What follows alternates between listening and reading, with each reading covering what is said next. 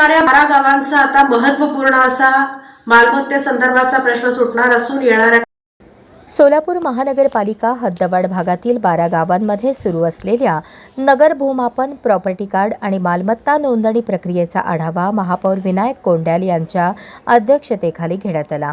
बुधवारी महापौर कक्षात झालेल्या बैठकीत सभागृह नेते नरेंद्र काळे, आयुक्त डॉक्टर सचिन ओंबासे, अतिरिक्त आयुक्त संदीप कारंजे, नगरसेवक तसेच नगर भूमापन, नगर रचना व मुद्रांक विभागाचे अधिकारी उपस्थित होते। बैठकीत प्रॉपर्टी कार्ड तयार करणे, NOC प्रक्रिया, 7/12 उतारे, खरेदी विक्री नोंदणी आणि नागरिकांना भेडसावणाऱ्या अडचणींवर सविस्तर चर्चा करण्यात आली।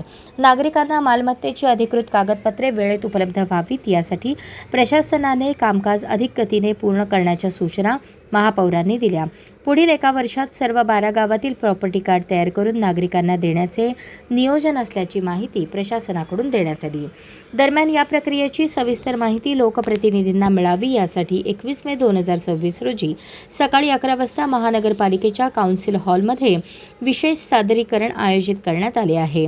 यामध्ये नगर भूमापन प्रक्रिया, आवश्यक कागदपत्रे आणि पुढील कार्यपद्धती याबाबत मार्गदर्शन करण्यात येणार असून या उपक्रमामुळे हद्दवाढ भागातील नागरिकांच्या मालमत्ता विषयक समस्या सोडवण्यास मदत होणार असल्याचा विश्वास व्यक्त करण्यात आला।